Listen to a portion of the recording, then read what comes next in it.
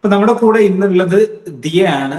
നമുക്കറിയാം ഇത്തവണത്തെ jam എക്സാമിലും gate എക്സാമും എല്ലാം നല്ല അടിപൊളി റാങ്ക്. അടിപൊളി എന്ന് പറഞ്ഞാൽ 140 എന്ന് പറഞ്ഞാൽ ഇത് IIT-ലോ ISC-ലോ എവിടെ വേണമെങ്കിലും കിട്ടാവുന്ന റാങ്ക് ആണ്. അതേപോലെ ഗേറ്റ് PSC സമയത്ത് തന്നെ ഗേറ്റ് കിട്ടുക എന്ന് പറഞ്ഞാൽ ചില്ലറ കാര്യമൊന്നുമല്ല. അപ്പം ദിയ ഡബിൾ ഹാപ്പി, എങ്ങനെ പോകുന്നു? നല്ല ഹാപ്പിയാണ് സർ. നല്ല ഹാപ്പിയാണ്. ഇത്ര റാങ്ക് ഞാൻ പ്രതീക്ഷിച്ചിട്ടുണ്ടായിരുന്നില്ല, അപ്പൊ നല്ല ഹാപ്പിയാ റാങ്ക് കിട്ടിയല്ലേ. നല്ല ഹാപ്പിയാണ്. എക്സൈറ്റഡ് സ്റ്റേറ്റിലാണ്. താഴേക്ക് വന്നില്ലേ? വന്നുകൊണ്ടിരിക്കുന്നോ? ഇനിയിപ്പോ ജോയിൻ ചെയ്യണ്ട, അപ്പൊ അതിനെ കുറിച്ചൊക്കെ ഒരു ഇതുണ്ട്. മറ്റുള്ള തിരക്കുകളും. എന്തായാലും അപ്ലൈ ചെയ്തില്ലേ നിങ്ങള്? അപ്ലൈ ചെയ്തിട്ടുണ്ട്. അപ്ലൈ ചെയ്തല്ലേ? ഓക്കെ. ISC കൊടുത്തില്ലേ? ഓൾറെഡി കൊടുത്തതാണ്. IIC കൊടുത്തിട്ടുണ്ട്. IIT പ്രിഫറൻസ് മദ്രാസ് ആണോ ആദ്യം കൊടുത്തത്? ഫസ്റ്റ് പ്രയോറിറ്റി മദ്രാസ് കൊടുത്തിട്ടുള്ളത്. മദ്രാസ് തന്നെയാണ് കൊടുത്തത് അല്ലേ? Okay okay. ഞങ്ങൾ എല്ലാവരും വളരെ ഈ ദിയയുടെ സ്റ്റഡി പ്ലാൻ എങ്ങനെയാണ് പ്രിപ്പയർ ചെയ്തത്, എസ്പെഷ്യലി ഓൺലൈൻ ബാച്ചിൽ നിന്നും ഇത്രയും നല്ല റാങ്കിലേക്ക് വരാൻ ദിയയുടേതായ കുറെ ടിപ്സ് ആൻഡ് ട്രിക്സ് ഒക്കെ ഉണ്ടാകും. അപ്പൊ അതൊക്കെ കുട്ടികളൊക്കെ അറിയാൻ താല്പര്യം ഉണ്ടാവും. എങ്ങനെയായിരുന്നു ഓവറോൾ ഒരു ജാം കോച്ചിങ് പീരീഡ്? നല്ല എക്സ്പീരിയൻസ് ആയിരുന്നു സർ. നല്ല ക്വാളിറ്റി വീഡിയോസ് ആണ് കിട്ടിയിട്ടുണ്ടായിരുന്നത്. അതായത് ബേസ് മുതലാണ് എല്ലാ ക്ലാസ്സസും സ്റ്റാർട്ട് ചെയ്യല്. ഏത് ചാപ്റ്റർ ആണെങ്കിലും ആദ്യം ബേസിക് കൺസെപ്റ്റ്സ് പഠിച്ചിട്ട് പിന്നെയാണ് ഇമ്പോർട്ടന്റ് ആയതും സീരിയസ് ആയിട്ടുള്ള കൺസെപ്റ്റിലേക്ക് പോയിരുന്നത്. അപ്പൊ അതുകൊണ്ട് നമുക്ക് ആദ്യം മുതൽ തന്നെ എല്ലാ കൺസെപ്റ്റ്സും മനസ്സിലാക്കാൻ പറ്റുന്നതുകൊണ്ട് ആ ഒരു ചാപ്റ്റർ ക്ലാസ് എടുത്ത് തിരുമ്പോത്തിനും ഏകദേശം ഫുൾ കൺസെപ്റ്റ് മനസ്സിലാക്കാൻ പറ്റും. പിന്നെ അതിനുശേഷം കുറച്ച് പ്രോബ്ലം സോൾവിങ്ങും ആ ചാപ്റ്ററിന്റെ എക്സാംസും ഒക്കെ എഴുതുമ്പോൾ തന്നെ നമുക്ക് ഏകദേശം ഐഡിയ കിട്ടും, എത്രത്തോളം ഈ ഒരു ചാപ്റ്റർ പഠിച്ചു, എത്രത്തോളം അതിലെ ടോപ്പിക്സ് മനസ്സിലായി കഴിഞ്ഞു, ഇനി ഏതൊക്കെ ടോപ്പിക്സ് ആണ് ഇംപ്രൂവ് ചെയ്യാനുള്ളത്, ആ ഒരു ഐഡിയ നമുക്ക് കിട്ടും. പിന്നെ അതിനനുസരിച്ച് പ്ലാൻ ചെയ്തിട്ട് ഏത് ടോപ്പിക്കാണോ മനസ്സിലാവാൻ ബുദ്ധിമുട്ടുള്ളത് ആ ടോപ്പിക്കിന് കൂടുതൽ ടൈം കൊടുക്കുക, അതിന് കൂടുതൽ ടൈം കൊടുത്ത് പഠിക്കുക, ബാക്കി ടോപ്പിക്സ് ജസ്റ്റ് ഒന്ന് കവർ ചെയ്ത് പോവുക. അങ്ങനെ പ്രയോറിറ്റൈസ് ചെയ്ത് പഠിക്കാനൊക്കെ പറ്റും. അതായിരുന്നു മെയിൻ ആയിട്ട് ഞാൻ ചെയ്തിരുന്നത്. ഇപ്പം ഡിഗ്രി സമയത്ത് തന്നെ ജാം അല്ലെങ്കിൽ ഒരു IIT പോവുക എന്നുള്ളത് മനസ്സിൽ ഇങ്ങനെ കൊണ്ട് നടന്ന ആളാണോ, അല്ലെങ്കിൽ അവസാന സമയത്തേക്കാണോ പ്ലാനിങ് ഒക്കെ വന്നത്?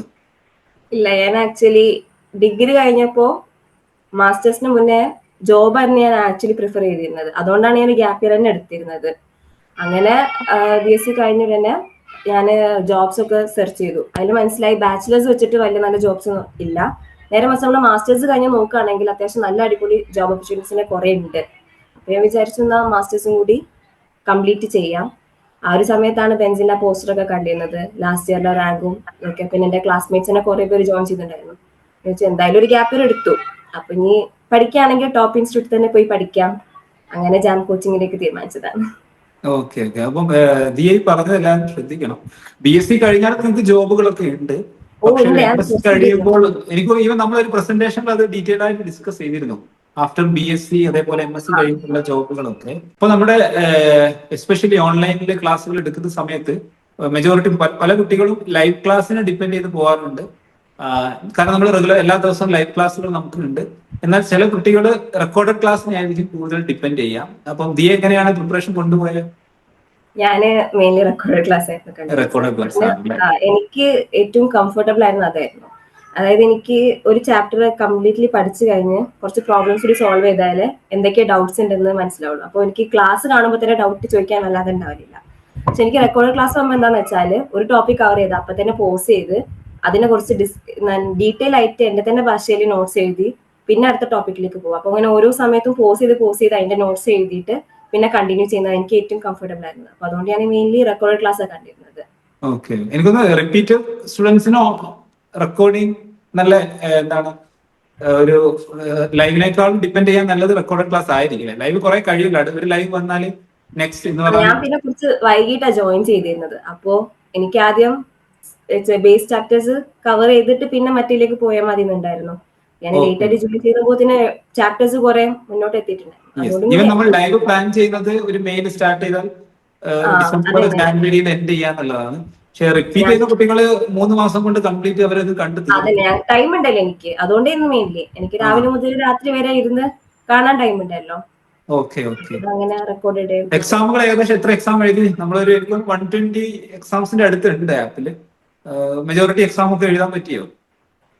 ഞാന് സ്റ്റാർട്ട് ചെയ്ത് സമയത്ത് കുറച്ച് കുറവായിരുന്നു. പക്ഷെ ഏകദേശം ഒരു ട്രാക്കിലേക്ക് എത്തിയതിനു ശേഷം എല്ലാ സബ്ജക്റ്റിന്റെയും തരുന്ന എക്സാംസ്, ആപ്പിലുള്ള എക്സാംസ്, പിന്നെ AITS എല്ലാം റെഗുലർ ആയിട്ട് എഴുതാൻ നോക്കിയിട്ടുണ്ടായിരുന്നു. ഒരു പ്രതീക്ഷിച്ച അത്രയും കോമ്പറ്റീഷൻ ബെൻസിൽ നിന്ന് കിട്ടിയോ? ആ ഒരു പൂൾ ഓഫ് അതും വേണം നമ്മുടെ പ്രിപ്പറേഷന്. ഓ നല്ലോണം, കാരണം റിസൾട്ട് വരുമ്പോൾ നമുക്ക് മനസ്സിലാകും.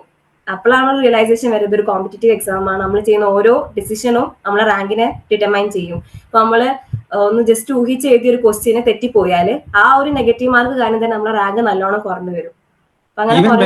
ഫസ്റ്റ് 10 വരാൻ തന്നെ നല്ല കഷ്ടപ്പെട്ടു. നമ്മള് റിസൾട്ട് വരുമ്പോൾ നമുക്ക് തോന്നും ആ ഒരു ക്വസ്റ്റ്യൻ അറ്റൻഡ് ചെയ്തിരുന്നെങ്കിൽ എന്റെ റാങ്ക് ഇതിലെത്തിയിട്ടുണ്ടായിരുന്നു. നമ്മൾ ആ ഒരു മാർക്ക് കാണുമ്പോൾ തേർഡ് റാങ്കിന്റെ മാർക്ക് 60 ആണെങ്കിൽ നമുക്ക് തോന്നുന്നു ആ ഒരു ക്വസ്റ്റ്യൻ അറ്റൻഡ് ചെയ്തിട്ടില്ലെങ്കിൽ നമുക്ക് 60 കിട്ടിയിരുന്നെ, അപ്പൊ നമുക്കായിരുന്നേ തേർഡ് റാങ്ക്. അങ്ങനെ നമുക്ക് ഒരു ഐഡിയ കിട്ടും. ഏറ്റവും വലിയ പ്രശ്നം എനിക്ക് ഉണ്ടായിരുന്നത് ഊഹിച്ച് ആൻസർ ചെയ്യാതൊക്കെ എന്നുള്ളതായിരുന്നു. അതായത് ഇത് ശരിയാവും എഴുതാനുള്ളൊരു ടെൻഡൻസി വരും. അപ്പൊ അതിങ്ങനെ കുറെ എഴുതി എഴുതി തെറ്റുമ്പോൾ നമുക്കൊരു മനസ്സിലാകും.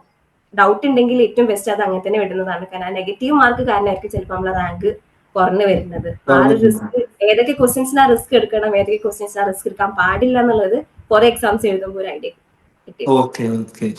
എപ്പോഴെങ്കിലും തോന്നിയിട്ടുണ്ടായിരുന്നോ ഓൺലൈൻ എടുത്ത് ഓഫ്ലൈനിൽ എടുത്തിരുന്നെങ്കിൽ റാങ്ക് വൈസ് ഇപ്പം നല്ല ഡിസിഷൻ, ഈവൻ ഓൺലൈനിൽ നല്ല റാങ്ക് ഉണ്ടാക്കി, എന്നാലും നിങ്ങൾക്ക് തോന്നുമല്ലോ ഓഫ്ലൈനിൽ ചിലപ്പോൾ കുട്ടികൾ ഒരുപാട് പഠിക്കുന്നുണ്ടാകാം, ഇനി എന്റെ റാങ്ക് അത്ര എടുത്തില്ല. നമ്മൾ ഓവറോൾ റാങ്ക് ഒക്കെ നമുക്ക് കാണായിരുന്നു. ഓഫ്ലൈൻ കുട്ടികൾക്കായിരുന്നു ഏറ്റവും നല്ല ഡിഫറൻസ് തന്നെ ഉണ്ടായിരുന്നു ആ റാങ്കിന്റെ. ഓൺലൈനിന്റെ ടോപ്പറും ഓഫ്ലൈനിന്റെ ടോപ്പ് 10 തന്നെ ചിലപ്പോ ആ ഒരു റാങ്ക് വ്യത്യാസം, നമുക്ക് മാർക്കിന്റെ വ്യത്യാസം കാണുമായിരുന്നു നമ്മള് കിട്ടിയത്. അപ്പൊ തോന്നുന്നു ഓഫ്ലൈൻ അവസാനത്തെ റിസൾട്ട് വന്നപ്പോ നിങ്ങൾ നല്ല രീതിയിൽ ചെയ്തു. അവിടെ ഒരു ഓഫ്ലൈൻ ഓൺലൈൻ ഒരു ഹ്യൂജ് ഡിഫറൻസ് നമുക്ക് ഫീൽ ചെയ്തില്ല. നല്ല നല്ല റിസൾട്ട് ആയിരുന്നു. ഓക്കെ. എക്സാം ഹാളിൽ എങ്ങനെ മാനേജ് ചെയ്തു? അത്യാവശ്യം നല്ല ടഫ് എക്സാം ആയിരുന്നത് കൊണ്ട് നല്ല പാടുപെട്ടിട്ടുണ്ട്. നോർമലി കുട്ടികൾ എല്ലാവരും പറഞ്ഞു സർ അത് വിചാരിച്ച പോലെ നല്ലായിരുന്നു. എങ്ങനെ ആ ഒരു 3 hour മാനേജ് ചെയ്തു? അതായിരുന്നു ഏറ്റവും വലിയ പ്രശ്നം. കാരണം നമ്മളെ എഴുതിയ എക്സാം ഒക്കെ ഏകദേശം പകുതി ആകുമ്പോഴത്തേനും ഫുള്ള് എഴുതിയിട്ട് പിന്നെ രണ്ടാമത് നോക്കാനുള്ള ടൈം കിട്ടിയിരുന്നു. പക്ഷെ ഇത് എത്ര ആയിട്ടും തീരുന്നില്ല. ലാസ്റ്റത്തെ ക്വസ്റ്റ്യനിലേക്ക് എത്തുന്നില്ല എത്ര ആയിട്ടും.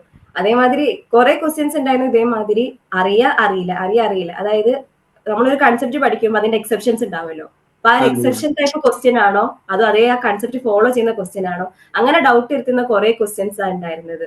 അപ്പൊ നമ്മൾ അങ്ങനെ അത് ആലോചിച്ച് കുറെ ടൈം പോകും. അപ്പൊ എനിക്ക് ആക്ച്വലി എക്സാം എഴുതി കഴിയുമ്പോൾ തന്നെ ഒന്നെങ്കിൽ എനിക്ക് നല്ല മാർക്ക് ഉണ്ടാകും അല്ലെങ്കിൽ തീരെ മാർക്ക് ഉണ്ടാവില്ല എന്നുള്ളൊരു കൺസെപ്റ്റ് ആയിരുന്നു. കാരണം എഴുതുമ്പോ അങ്ങനെ ഉറപ്പാണ്, പക്ഷെ എന്നാൽ ചിലപ്പോ ആ ആൻസർ അല്ലാതെ ആയിരിക്കാം. അങ്ങനെ ഡൗട്ട് വരുത്തുന്ന കുറെ ക്വസ്റ്റ്യൻസ് ആ മെയിൻ ഉണ്ടായിരുന്നത്. അതുകൊണ്ട് തന്നെയാണ് ഒരു പക്ഷേ എനിക്ക് എല്ലാവർക്കും ടഫായി തോന്നിയത്. കാരണം എന്താ പറയാ, ഭയങ്കര ആലോചിച്ച് കൂട്ടേണ്ട ക്വസ്റ്റ്യൻസ് അല്ലെങ്കിൽ പ്രോബ്ലം സോൾവിങ് ക്വസ്റ്റ്യൻസ് അല്ല, പക്ഷെ നമ്മളെ കൺസെപ്റ്റ്സ് ഇങ്ങനെ ഡൗട്ട് വരുത്തുന്ന രീതിയിലുള്ള ക്വസ്റ്റ്യൻസ് ഒക്കെ കുറെ ഉണ്ടായിരുന്നത്. എക്സാം കഴിഞ്ഞുടനെ ഒരുപാട് കുട്ടികൾ വിളിച്ചു സാർ ഞാൻ ക്വാളിഫൈ പോലും ചെയ്യില്ല സാർ എനിക്ക് എന്താ ചെയ്യേണ്ടതെന്ന് ചോദിച്ചപ്പോൾ പല രീതിയിലായിരുന്നു കുട്ടികളുടെ ഈ തരത്തിലായിരുന്നു റിയാക്ഷൻസ്. ദിയും അങ്ങനെയൊക്കെ തന്നെ ആയിരുന്നു. എന്തായിരുന്നു അവസ്ഥ? എനിക്ക് ആദ്യം ഉണ്ടായിരുന്നത് ഞാൻ പറഞ്ഞില്ലേ, ഒന്നെങ്കിൽ നല്ല മാർക്ക് ഉണ്ടാകും അല്ലെങ്കിൽ തീരെ മാർക്ക് ഉണ്ടാവുന്നുള്ളത്. പിന്നെ സാർ ലാസ്റ്റ് പറഞ്ഞു 2023 നല്ല ടഫ് പേപ്പർ ആയിരുന്നു, അതില് ടോപ്പേഴ്സ് തന്നെ 50 മാർക്ക് കിട്ടിയിട്ടുണ്ടായിരുന്നുള്ളൂ എന്നുള്ളത്. അതായിരുന്നു പിന്നെ ആകെ ഒരു സമാധാനം. ഒരു പക്ഷെ അങ്ങനെ ആയിരിക്കാം, അതേപോലെ നിങ്ങൾക്ക് കുറച്ച് മാർക്ക് കുറഞ്ഞാലും കുഴപ്പമില്ല, നല്ലൊരു ഇൻസ്റ്റിറ്റ്യൂട്ട് തന്നെ കിട്ടുന്നുണ്ടാകും. പിന്നെ സാറിന് അപ്പൊ തന്നെ നമുക്ക് കുറെ മെസ്സേജ് ഒക്കെ അയച്ചിരുന്നല്ലോ എക്സാം കഴിഞ്ഞ ദിവസം. കാരണം എന്നെ ഒരുപാട് കുട്ടികൾ എന്നെ വിളിച്ചു പറഞ്ഞു സാർ ഇത് കാരണം ഇത്രയും നിങ്ങൾ ഹാർഡ് വർക്ക് ചെയ്ത് ഏകദേശം 7 to 8 അതെ. ഓക്കെ. എങ്ങനെയാണ് AITS ഫീൽ ഒരു ഡിഫറെന്റ് അല്ലേ? ആ എക്സാമിനെ എങ്ങനെ മാനേജ് ചെയ്തു? ഞാൻ സ്റ്റാർട്ടിങ്ങിൽ എനിക്ക് നല്ല ബുദ്ധിമുട്ടുണ്ടായിരുന്നു. കാരണം ഞാൻ കുറെ ചാപ്റ്റേഴ്സ് പഠിച്ചിട്ടുണ്ടായിരുന്നില്ല. അങ്ങനെയാണ് ഞാൻ AITS എഴുതിയത്. അപ്പൊ മാർക്ക് നല്ല കുറവായിരുന്നു. അപ്പൊ ഞാൻ വിചാരിച്ചു പക്ഷേ നടക്കുന്ന കാര്യമില്ലാന്ന്. പക്ഷെ ലാസ്റ്റിലേക്ക് എല്ലാ ചാപ്റ്റേഴ്സും കവർ ചെയ്ത് കഴിഞ്ഞ് എഴുതുമ്പോൾ അത്യാവശ്യം നല്ല റാങ്ക് വാങ്ങാൻ പറ്റിയിട്ടുണ്ട്. അപ്പൊ അതിൽ കുറച്ച് കോൺഫിഡൻസ് ഒക്കെ കിട്ടി. അപ്പൊ AITS എഴുതാനും നല്ല ഇൻട്രസ്റ്റ് ഉണ്ടായിരുന്നു. ഇപ്പം ഒരു 1 year ഗ്യാപ്പ് എടുത്ത് കോച്ചിങ് അല്ലെ, ഗ്യാപ്പ് ഇയർ എടുത്തത് നന്നായി എന്ന് തോന്നുന്നു ഇപ്പം, അല്ലെങ്കിൽ എന്താണ്? പല കുട്ടികൾക്ക് ആ ഒരു സംശയം ഉണ്ടാവാറുണ്ട്, ഈവൻ പാരന്റ്സിനും ഉണ്ടാവാറുണ്ട്, എന്തിനാണ് ഡിഗ്രി കഴിഞ്ഞിട്ട് റിപ്പീറ്റ് ചെയ്യുന്നതിൽ എന്ത് കാര്യമാണ്, അങ്ങനെ പല ക്വസ്റ്റ്യൻ ഉണ്ടാവും. ഇപ്പൊ നിങ്ങളുടെ എന്താണ് അങ്ങനെ ഒരു 1 year ഗ്യാപ്പ് എടുത്തത് കൊണ്ട് വളരെ ഹാപ്പി ഓർ എങ്ങനെയാ 50 എന്താണ് നിങ്ങളുടെ ഒരു മൈൻഡ് സെറ്റ്, അല്ലെങ്കിൽ പുതിയ കുട്ടികളോട് പറയാനുള്ള സജഷൻ? അത് ഞാന് BSc സമയത്ത് തന്നെ ഒരു എക്സാം എഴുതിണ്ടായിരുന്നെങ്കിൽ എനിക്ക് ചിലപ്പോൾ 90s കിട്ടിയിട്ടുണ്ടാവുള്ളൂ. ആ ഒരു ലെവൽ ഓഫ് പ്രിപ്പറേഷൻ വെച്ചിട്ട് ഇപ്പൊ ഒരു 1 ഗ്യാപ്പ് ഇയർ എടുത്തോണ്ട് ഇപ്പോ നമ്പർ 1 ഇൻസ്റ്റിറ്റ്യൂട്ടിൽ തന്നെ പഠിക്കാൻ ഒരു ചാൻസ് ഉണ്ടല്ലോ. ഓക്കെ ഓക്കെ അതുകൊണ്ട് ഞാൻ റിപ്പീറ്റ് ചെയ്തതിൽ ഞാൻ ഹാപ്പി, റിഗ്രറ്റ്സ് ഒന്നും ഇല്ല. ഓക്കെ. ഈവൻ നിങ്ങൾക്ക് ഓൺലൈനിൽ ഡൗട്ട് ക്ലിയറൻസ് ഫാക്കൽറ്റീസിന്റെ അടുത്ത് നിന്ന് സപ്പോർട്ടും കാര്യങ്ങളൊക്കെ അതൊന്ന് ഷെയർ ചെയ്യാം. നിങ്ങൾക്ക് ഡൗട്ട് വരുമ്പോൾ റിപ്ലൈസ് കിട്ടാറുണ്ടോ? ഞാൻ സാറിനെ ഞാൻ കുറെ മെസ്സേജ് അയച്ചിട്ടുണ്ടായിരുന്നു. അല്ല എനിക്കറിയാം, നമ്മുടെ കുട്ടികൾക്ക് അറിയുന്നില്ല കൂടെ. അല്ല, ലൈവ് ക്ലാസ്സസ് ഞാൻ പറഞ്ഞില്ല, ഞാൻ അറ്റൻഡ് ചെയ്യാത്തതുകൊണ്ട്. പക്ഷെ ഞാൻ അതിൽ തന്നെ ക്ലാസ്സസ് കേൾക്കുമ്പോൾ കുറെ സ്റ്റുഡൻസ് ഡൗട്ട് ചോദിച്ചത് അപ്പൊ തന്നെ ആൻസർ ചെയ്യലുണ്ടായിരുന്നു. എല്ലാ ടീച്ചർമാരും എന്ത് ഡൗട്ട് ചോദിച്ചാൽ അപ്പൊ തന്നെ ആൻസർ ചെയ്യും. അത് അത്യാവശ്യം ഡീറ്റെയിൽ ആയിട്ട് ചിലപ്പോൾ ആ ടോപ്പിക്ക് പിന്നെയും സ്റ്റാർട്ടിങ് മുതൽ തന്നെ എടുക്കാൻ വരെ ടീച്ചർമാരെ തയ്യാറായിട്ടുണ്ട്, കൺസെപ്റ്റ് മനസ്സിലായിട്ടില്ലെങ്കിൽ. അപ്പൊ അതേമാതിരി വാട്സപ്പിൽ മെസ്സേജ് അയക്കുകയാണെങ്കിൽ എപ്പോഴും ആൻസേഴ്സിന് എല്ലാ ക്വസ്റ്റിന് റിപ്ലൈ കിട്ടലുണ്ട്. നമുക്ക് നല്ല രീതിയിൽ തന്നെ അത് എക്സ്പ്ലെയിൻ ചെയ്ത് തരലുണ്ട്. എന്ത് പറയുന്നു കൂടെ പഠിച്ച ഫ്രണ്ട്സും അതേപോലെ തന്നെ ഫാമിലിയും ഒക്കെ IIT-യിലേക്ക് പോവാ എന്ന് പറയുമ്പോൾ? എല്ലാരും ഹാപ്പിയാണ്. എന്താ, നല്ല IIT കിട്ടാന്ന് പറഞ്ഞത് വലിയൊരു കാര്യം തന്നെയാണല്ലോ. അപ്പൊ വളരെ സന്തോഷം ദിയ, ഇത്രയും നല്ല റാങ്കിലേക്ക് എത്തിയതിലും. നമ്മൾ പഠിപ്പിച്ച കുട്ടികൾ അവരുടെ മാക്സിമം പൊട്ടൻഷ്യൽ പെർഫോം ചെയ്യുന്നത് കാണുമ്പോൾ അതിൽ വലിയ സന്തോഷം വേറെ ഇല്ല. ഓക്കെ അല്ലേ? ദിയക്ക് തന്നെ അവസാനം കുറെ ഈവൻ നവംബർ ഡിസംബർ സമയത്തൊക്കെ റാങ്ക് ലിസ്റ്റിൽ ഇങ്ങനെ അങ്ങോട്ടും മാറുമ്പോൾ ഒരു ചെറിയ വിഷമമൊക്കെ ഉണ്ടാവാറുണ്ടായിരുന്നല്ലോ. പക്ഷെ അതൊക്കെ ഒരു നല്ല രീതിയിൽ നിങ്ങൾക്ക് ഫിനിഷ് ചെയ്യാൻ പറ്റി. ഞങ്ങൾക്ക് എല്ലാവർക്കും വളരെ സന്തോഷം. അതേപോലെ തന്നെ MSc മറ്റും നല്ല രീതിയിൽ തന്നെ ചെയ്യും. എന്തായാലും നമ്മുടെ കൂടെ തന്നെയുള്ള ഒരുപാട് ക്ലാസ്മേറ്റ് മീൻസ് ബെൻസിൽ തന്നെയുള്ള കുട്ടികൾ ഇഷ്ടംപോലെ നിങ്ങളുടെ കൂടെ ഉണ്ടാവും. എനിക്കൊന്ന് മദ്രാസിലേക്ക് തന്നെ ഇത്തവണ 20 to 25 സ്റ്റുഡൻസ് ഉണ്ടാവും. ISC നമ്മൾ പ്രതീക്ഷിക്കുന്നത് ആ ഒരു നമ്പർ ആണ്, അറൌണ്ട് 15 to 20 സ്റ്റുഡൻസ് കിട്ടാം. അപ്പൊ നിങ്ങൾ അവിടെ ചെന്നാലും ഇതുപോലെ ഏറ്റവും നല്ല രീതിയിൽ തന്നെ വർക്ക് ചെയ്യും. അതേപോലെ നിങ്ങൾ ആഗ്രഹിച്ച ഏറ്റവും നല്ല ജോലിയിലേക്കും എത്താൻ പറ്റട്ടെ. അപ്പം ബെൻസിലിന്റെ ഭാഗത്ത് നിന്ന് എല്ലാവിധ ആശംസകളും. Thank you so much.